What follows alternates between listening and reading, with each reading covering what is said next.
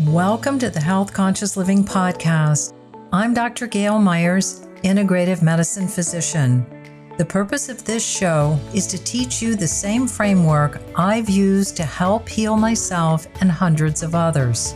We'll cover lifestyle health habits, meditation, and mindset topics to unlock your potential for optimal living and thriving.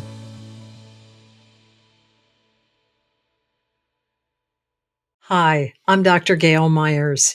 May is National Walking Awareness Month. My husband and I were in Boston about to cross a 4-lane highway where traffic was coming off the freeway when a young woman stood next to me in running gear. When the light turned, signaling us to cross, she took off ahead of us, and I could only admire her beauty, her poise, her agility as she ran with a below-the-knee prosthesis. And I imagined what it took for her to get to that level of agility, the resilience, the determination, the practice, and the courage. We've been walking since infancy. And how often do we think about walking? Did you know that walking is magic for your overall health? When are we not aware of movement or walking? Well, when we're sitting too much. Think about how much you were sitting before the pandemic and how much more sitting you did in Zoom meetings and working from home, and how much you're probably sitting now. We now know that prolonged sitting has profound negative effects on our health and longevity. One of the easiest, cheapest ways to counter the effects of prolonged sitting is walking. Walking is important. Why? Because the body is designed for movement. Our legs keep us upright and in motion. Our arms help us to move and stay strong. Our bodies are equipped for movement. The human body is not designed to sit at a desk or in a car or a plane or train or sofa watching TV or playing video games for long hours as we often do. According to a 2022 research alert by the American College of Sports Medicine, adults 20 to 75 are spending 9.5 sedentary hours a day, mostly at work and leisure time. During leisure time, 82% of that time was spent watching screens, TVs, phones, computers. You probably know. In the UK, the average office worker will spend over 1,300 hours sitting this year. According to the British Medical Journal article in 2023, a study of 12,000 people ages 50 and older wearing trackers showed that sitting for more than 12 hours a day increases the rate of dying by 38% if you don't get at least 22 minutes of exercise a day. But instead, if you move for a few minutes, you can improve your health. A 2021 study found that if you sit for long periods and then you get 40 minutes of moderate to vigorous exercise, it improves your health and lowers your risk of dying by 30%. Sitting for too long actually stresses the body. It affects your heart, your lungs, your nervous system, and hormones, your mental and emotional health. It causes weight gain. It increases the risk of Alzheimer's, dementia, and certain cancers. But all this can be reversed. That's the great news. Your health, well-being, longevity, and quality of life depend on how you take care of yourself. And one of the easiest, cheapest, and most effective lifestyle health habits is walking.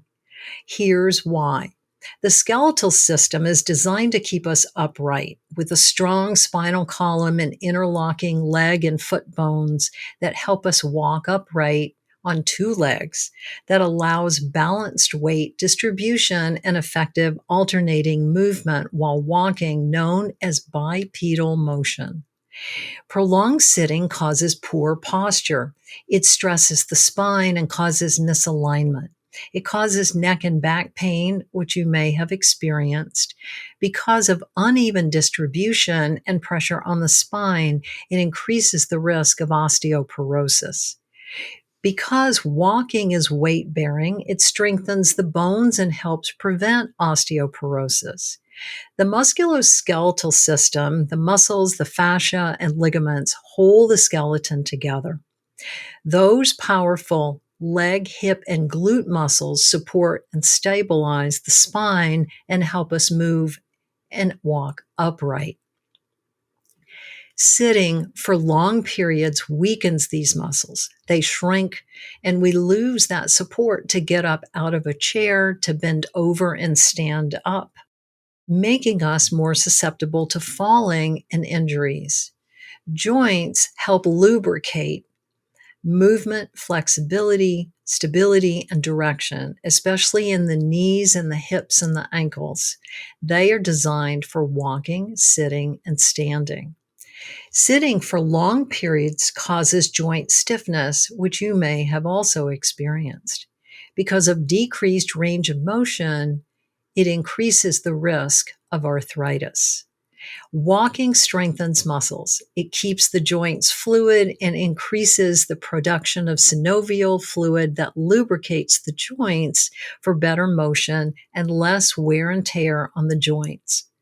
According to Harvard Health, walking 5 to 6 miles per week can prevent arthritis from forming in the hips and knees. The heart and blood vessels, the circulatory system works best when we are physically active. It improves cardiovascular health, strengthens the heart muscle, it improves circulation, and it helps maintain healthy blood pressure. When we sit for prolonged periods and are inactive, it weakens the heart. It decreases blood circulation and it increases the risk of blood clots. Less blood circulation means less oxygen delivery to all the tissues of the body. The lungs work more efficiently when we walk and take in more oxygen, and it improves lung function and respiratory health. Sitting for long periods causes shallow breathing. It reduces lung capacity and overall ability to breathe, to inhale and exhale and get oxygen to the body. Walking is crucial for the nervous system and for the nervous system health. Walking engages the whole nervous system, the brain, the spinal cord, the peripheral nerves that coordinate movement and balance, so you stay active and functional with better nervous system health overall. It boosts blood flow to the brain because of increased heart rate and blood flow throughout the body. It helps to deliver oxygen and nutrients to the brain, and it carries nerve waste products away. Walking stimulates the production of brain-derived neurotrophic factor, or BDNF, that supports the survival and growth of nerve cells or neurons. It improves memory and protects the brain against degenerative diseases of the brain like Alzheimer's and dementia. Walking increases connectivity between brain regions and promotes the growth of new nerve pathways known as neuroplasticity, which, along with increased blood flow, improves memory, learning, and problem solving, also known as cognitive function. Walking slows the process of age-related cognitive decline and lowers the risk of Alzheimer's and dementia. It lowers the stress hormone cortisol and produces neurotransmitters, endorphins and serotonin, those feel-good hormones and natural mood boosters. Walking promotes better sleep. It helps to regulate the circadian rhythm, and it improves the quality of sleep that you get. And it consolidates long-term memories, so it helps when you're studying or learning something new. Because you have to pay attention to where you're walking and what the environment is like in combination with body movement, coordination, and balance, walking requires you to process sensory information and integration. When you're out in the natural environment, like the woods, you have to pay attention. You have to know where you're going, and you have to see what is going on with the ground in case there's a root or a rock. You have to pay attention so it helps you to clear your mind. It stimulates mental clarity and it reduces mental fatigue. It improves productivity and creativity and better overall brain function. Walking supports emotional regulation by balancing brain chemicals responsible for mood and stress responses, leading to more emotional stability and positive outcomes. Prolonged sitting slows the digestive tract. It tells the liver and the muscles to rest, causing your digestion to be sluggish and sets you up for constipation and discomfort. Walking instead aids your digestion. It reduces bloating and promotes regular bowel movements. Walking boosts your metabolic rate, or how you use and store energy from the food that you eat. Too much sitting slows the metabolism, causing fatigue, weight gain, and increased risk of diabetes. Harvard researchers studied 12,000 people walking 30 minutes a day and found that it showed a 50% reduction in obesity promoting genes. An Exeter study showed 15 minutes of walking decreased chocolate cravings in stressful situations.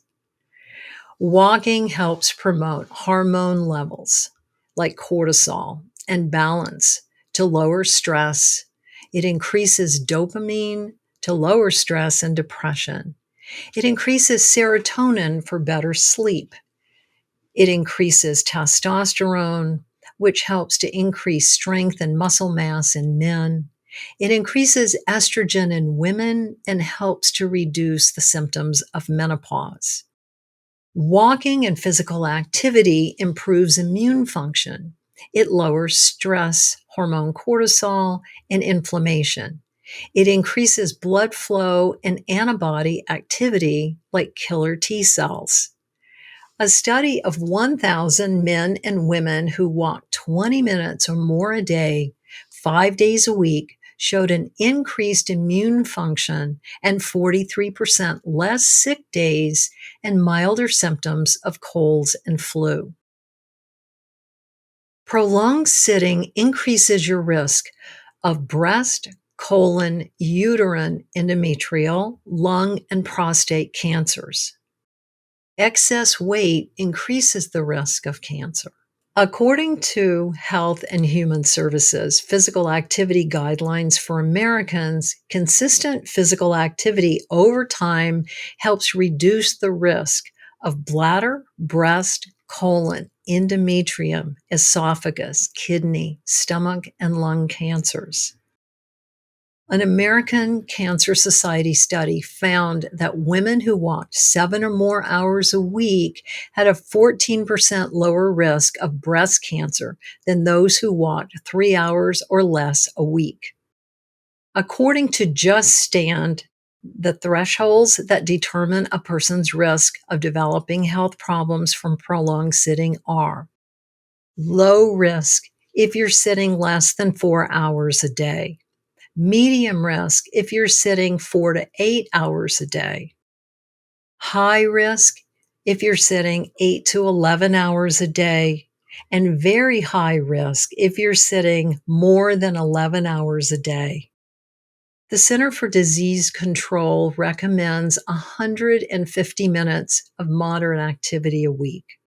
Before, 10,000 steps a day was recommended, but new research now shows that 4,000 steps a day reduces the risk of dying from any cause.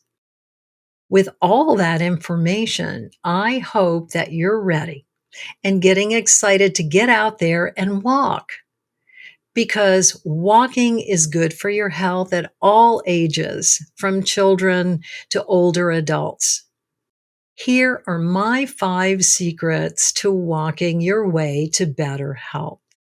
But always check with your healthcare team before you start. Number 1, start where you are today. 10 minutes if you've been super sedentary. Start with 10 minutes and then add 2 to 3 minutes every 2 to 3 days, and before you know it, you'll be walking 20 minutes. If you've been walking somewhat regularly, then vary your pace and start interval walking.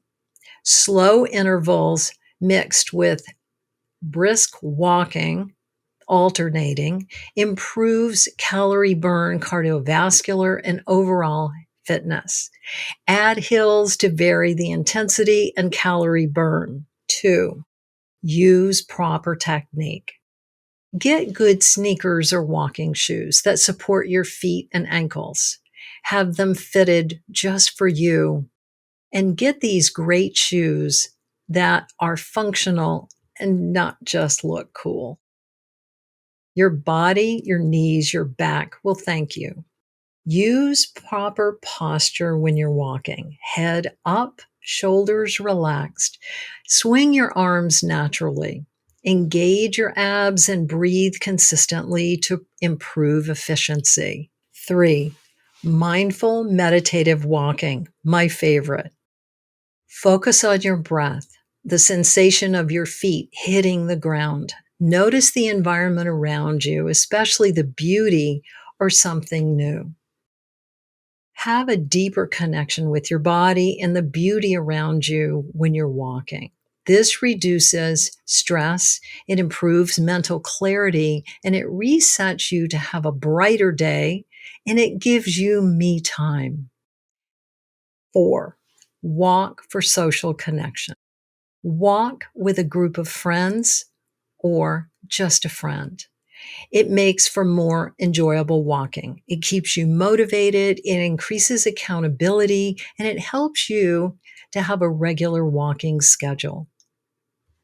5, for family time, walk with your child or with your parents. Children ages 6 to 17 should get 60 minutes of activity a day. Spending time and doing a physical activity together increases bonding and teaches your child health habits for life. Spending time outdoors with them helps them appreciate nature and beauty. Or walk with your parents and child and make it a multidimensional activity. For older adults, in addition to the benefits that we've talked about today, walking helps older adults to live more independently and to live longer. Walking is a health lifestyle habit for the whole family at any age. Here are 2 pro bonus tips. Get more sleep. The more rested you are, the more you're going to feel like walking and staying active. Stay well hydrated and drink water with electrolytes. Your heart, your lungs, your nervous system, your joints will thank you. And now it's your turn. Pick any one of the benefits of walking that we've talked about to improve your health and well-being, and then let the magic of walking work all the other aspects of your health at the same time. Join me in 2 weeks for a meditation on walking in health toward your dreams. For more lifestyle health habit support, go to 𝐻𝐶onsciouslivingInc.com, sign up for my newsletter, and get my free lifestyle health habits checklist. Enjoy your walking and enjoy your health conscious living. I hope today's episode helped you adopt more tools to implement daily. Choose change, look within, see your inner wisdom already exists, and live your optimal health. If this inspires you, I invite you to share this on your favorite social platform, share it with a friend, or just help us spread the importance of health conscious living. For more health lifestyle tips, Check out healthconsciousinc.com, sign up for my email, and follow me at 𝐀𝐻𝐿_MD on Instagram. Hit the subscribe button. I'd love for you to give a 5-star review and leave your comments or questions. Until next week, rejoice in the health that you have.